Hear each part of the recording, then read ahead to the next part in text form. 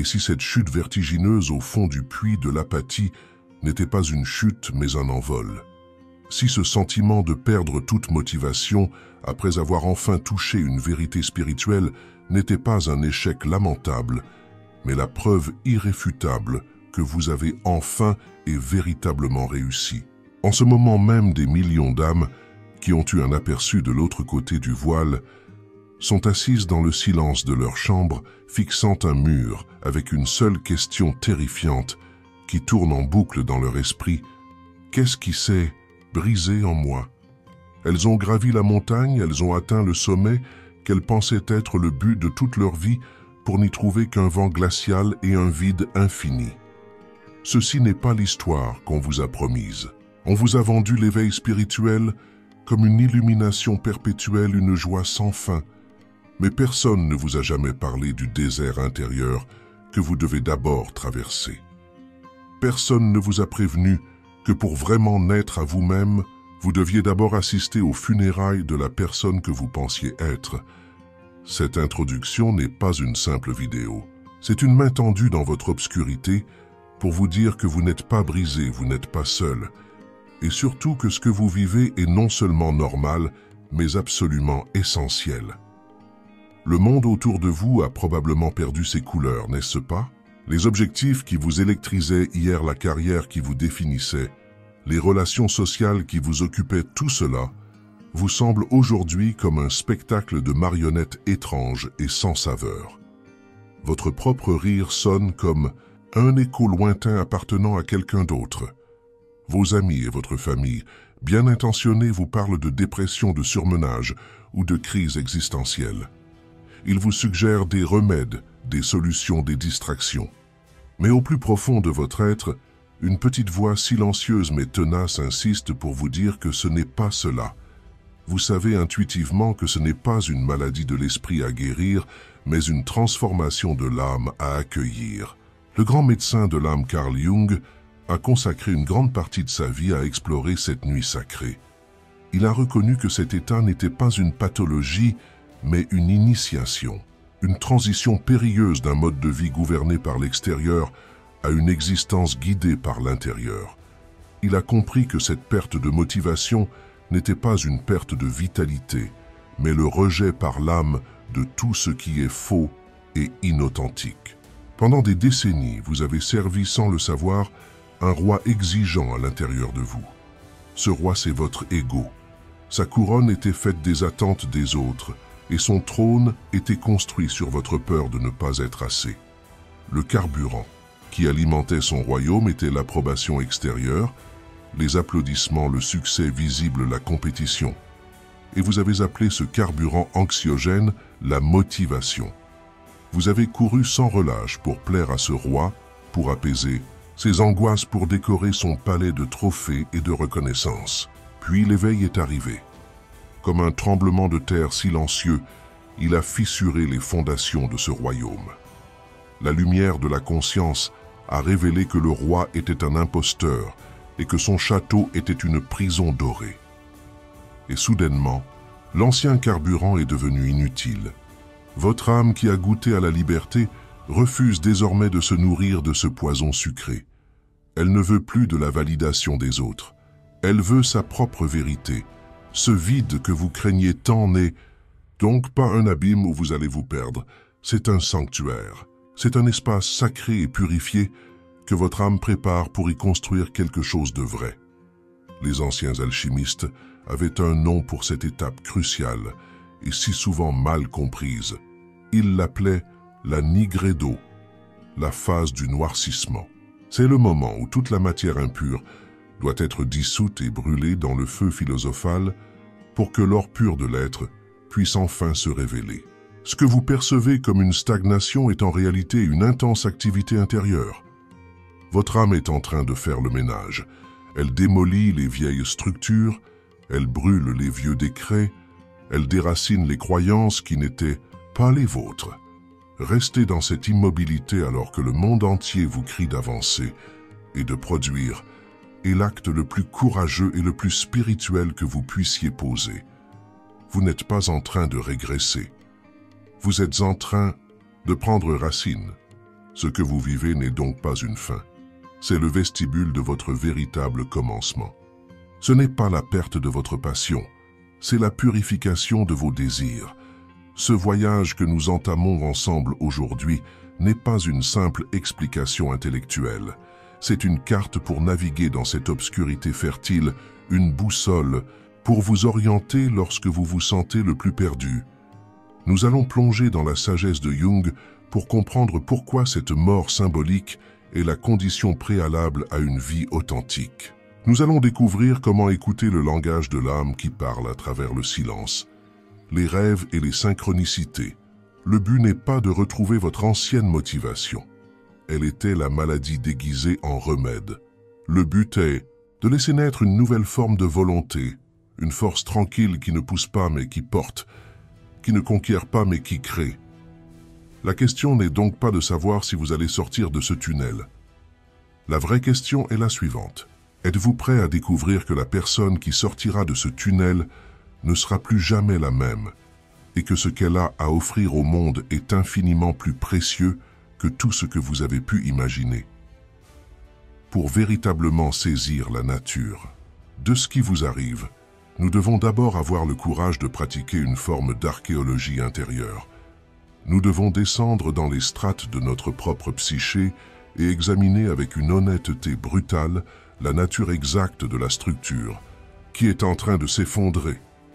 La première couche que nous rencontrons, cette façade si polie et si bien présentée au monde, est ce que Carl Jung a brillamment nommé la persona.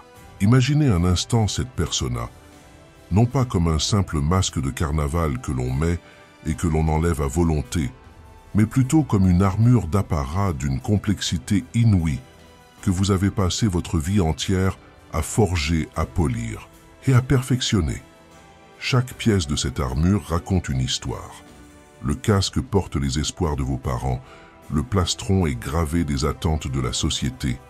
Les jambières ont été façonnées par les exigences de votre éducation et les gantelets par les demandes de votre profession. C'était une armure absolument nécessaire pour survivre dans le monde. Elle vous a protégé des jugements.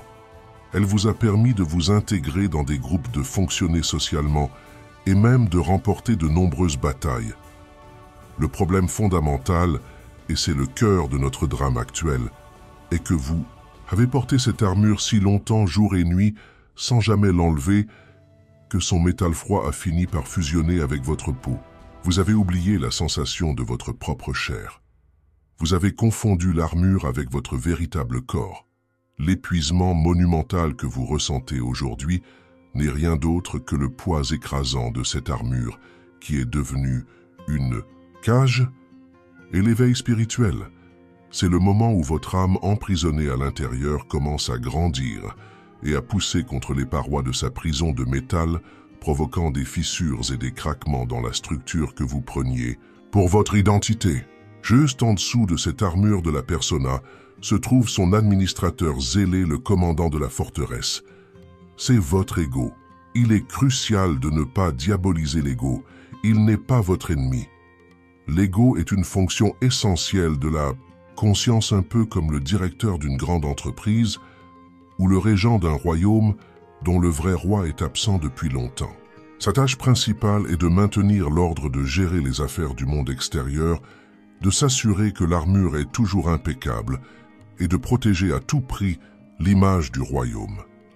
Son champ de vision est par nature limité à ce qui est visible, quantifiable et socialement acceptable. Toute la motivation que vous avez connue jusqu'à présent était en réalité l'agenda de cet administrateur. Son plan quinquennal consistait à accumuler plus de territoire, plus de reconnaissance, plus de sécurité.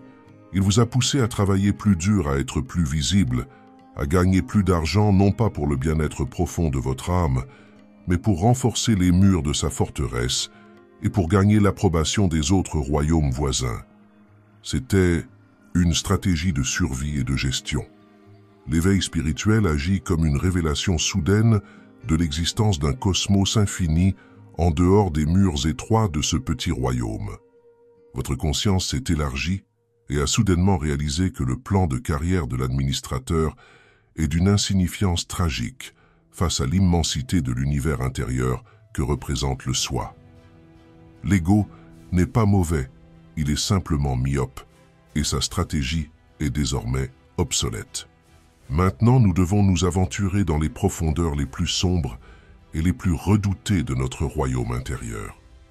Nous devons descendre dans les cachots où l'ego a exilé toutes les parties de nous-mêmes jugées inacceptables, indignes ou dangereuses pour la réputation du royaume.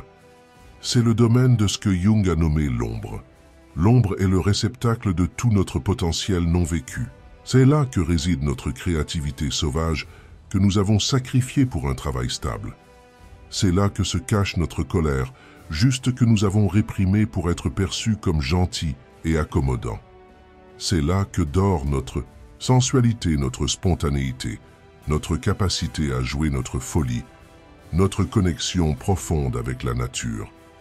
Pour construire notre persona si parfaite et si respectable, nous avons dû amputer des pans entiers de notre être et les jeter dans l'obscurité. L'apathie et le vide que vous ressentez après l'éveil ne sont pas simplement une absence d'énergie. C'est aussi la manifestation de l'ombre qui refuse de rester plus longtemps dans sa prison. Les fantômes de vos vies non vécues frappent aux portes de votre conscience. L'énergie qui vous animait autrefois était celle de la persona. Maintenant que la persona s'effrite une nouvelle énergie, celle de l'ombre, demande à être reconnue et intégrée. C'est une énergie chaotique et effrayante au début, car elle est brute et primitive, mais elle contient les clés de votre vitalité et de votre complétude. Le vide est donc un appel à la réconciliation avec les parties les plus rejetées. De vous-même, le mécanisme de l'effondrement que vous expérimentez peut être compris à travers une métaphore puissante. Imaginez que votre ancienne psyché fonctionnait comme un moteur à combustion, alimenté par un carburant de mauvaise qualité, fait de peur et de validation extérieure. Ce moteur était bruyant, il produisait beaucoup de fumée et demandait une maintenance constante sous forme d'efforts et de stress pour continuer à avancer. L'éveil spirituel, c'est comme si soudainement un soleil d'une puissance inimaginable apparaissait dans le ciel de votre conscience. Ce soleil ne brûle pas le carburant habituel. Sa lumière pure faite de conscience et de vérité fait littéralement fondre le vieux moteur. Le métal se tord, les pistons se grippent et tout s'arrête dans un grincement assourdissant. Vous voilà donc au bord de la route avec un moteur hors d'usage.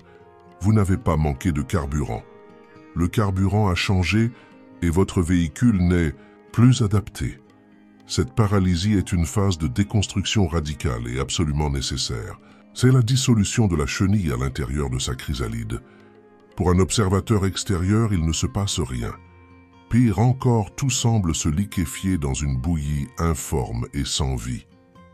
Mais c'est dans cette soupe primordiale que le plan directeur d'une nouvelle créature, le papillon, est en train de s'activer. Tenter de réparer le vieux moteur avec les vieux outils serait une folie. Ce serait refuser la métamorphose. Par conséquent, le grand silence qui s'est installé dans votre vie n'est pas un signe de mort. C'est un symptôme de vie. C'est la preuve que le vacarme incessant de l'ego et de ses ambitions a enfin diminué, laissant la place à quelque chose de bien plus subtil. Avant l'ego vous criait des ordres et des stratégies. Le soi, lui, vous murmure des invitations et des intuitions. Pour entendre un murmure, il faut un silence absolu. Ce silence est donc une invitation active de la part du centre le plus profond de votre être. C'est une invitation à détourner votre regard du monde extérieur qui vous a tant déçu et à le tourner vers l'intérieur. C'est une invitation à prendre une lanterne et à descendre volontairement dans les cachots de votre ombre, non pas pour combattre les monstres, mais pour leur demander leur nom et écouter leurs histoires. C'est une invitation à vous asseoir au milieu des ruines de votre ancien royaume, non pas pour pleurer sa chute, mais pour sentir la terre fraîche sous vos pieds et pour imaginer ce que vous pourriez construire de nouveau sur ce sol purifié. Cette phase d'inactivité apparente est donc la période d'apprentissage la plus importante de votre vie. Vous apprenez à déchiffrer une nouvelle carte, celle de votre âme. Vous apprenez à faire confiance non plus à la force de votre volonté, mais à la sagesse de votre silence. C'est un passage de l'agir au être, et c'est le seul passage qui mène à une vie qui a du sens. Après avoir traversé la nuit la plus sombre de l'âme, après avoir eu le courage de vous asseoir au milieu des ruines de votre ancienne vie, sans chercher à fuir le silence ou à combler le vide, quelque chose d'imperceptible commence à émerger. Ne vous attendez pas à un retour en fanfare de l'ancienne motivation explosive et ambitieuse. Ce serait une régression, pas une renaissance. La véritable émergence du soi est bien plus subtile, bien plus douce. C'est comme la première lueur de l'aube après une nuit d'orage. Ce n'est pas encore le plein jour, mais l'obscurité n'est plus totale. Vous commencez à ressentir non pas un désir de conquérir le monde, mais une envie simple de vous promener dans la nature.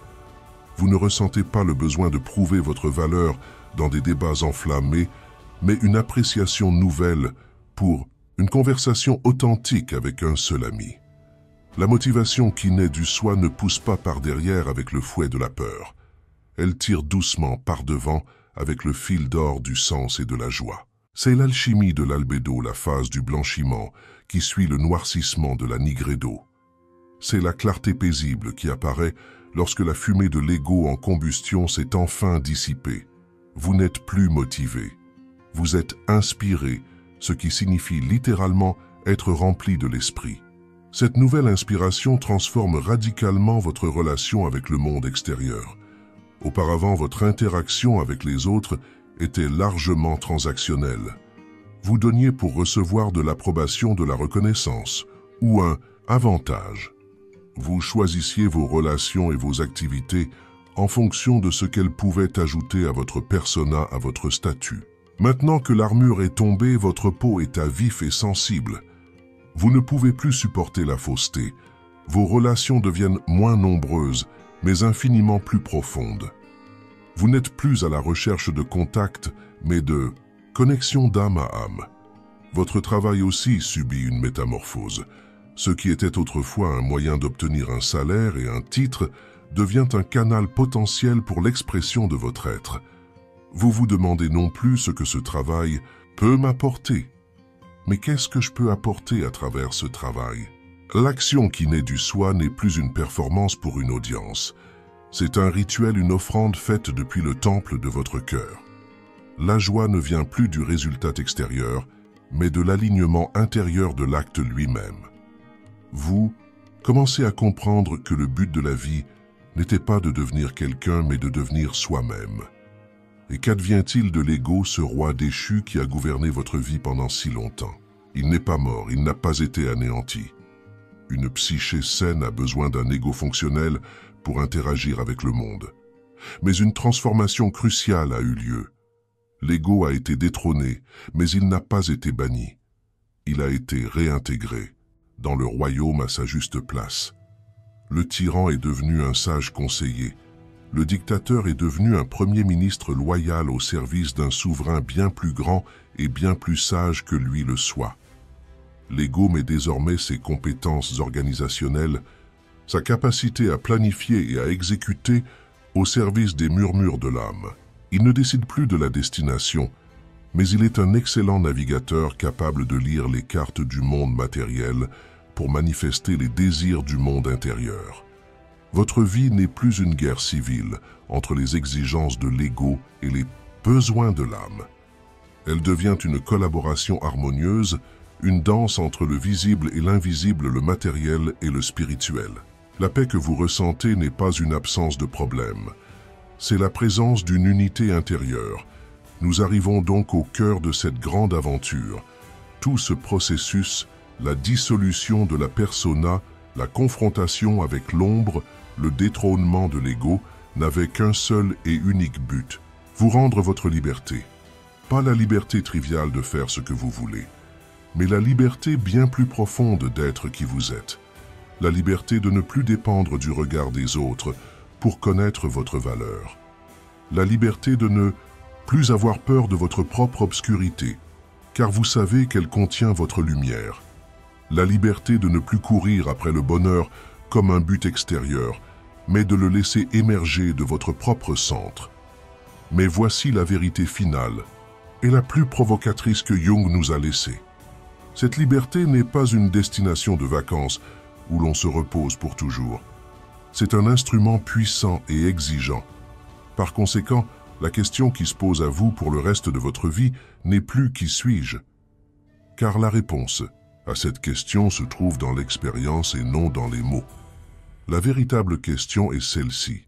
Maintenant que je tiens entre mes mains cette précieuse et terrifiante liberté, qu'est-ce que mon âme désire-t-elle ardemment créer dans le monde? Cette question n'attend pas une réponse immédiate. C'est une question qui doit vivre avec, vous respirer avec vous et vous guider pour le reste de vos jours. C'est une invitation à devenir un créateur conscient. Et si ce voyage que nous avons fait ensemble a fait résonner quelque chose en vous, si cette question a allumé une petite flamme dans le silence de votre cœur, alors je vous invite à considérer cet espace non pas comme une simple chaîne, mais comme un atelier pour les âmes créatrices. Chaque fois que vous laissez un « j'aime », ce n'est pas un simple clic. C'est un signe de reconnaissance que vous envoyez à d'autres voyageurs sur le même chemin. Chaque commentaire où vous partagez une parcelle de votre expérience est un acte de courage qui brise l'isolement. Chaque partage est une façon de tendre la main à quelqu'un qui est peut-être encore perdu dans la nuit que vous venez de traverser. En vous abonnant, vous ne faites pas que suivre. Vous rejoignez un cercle de personnes qui ont choisi de prendre cette liberté au sérieux et de l'utiliser pour apporter plus de conscience et de beauté dans le monde. Continuons cette conversation et cette création ensemble.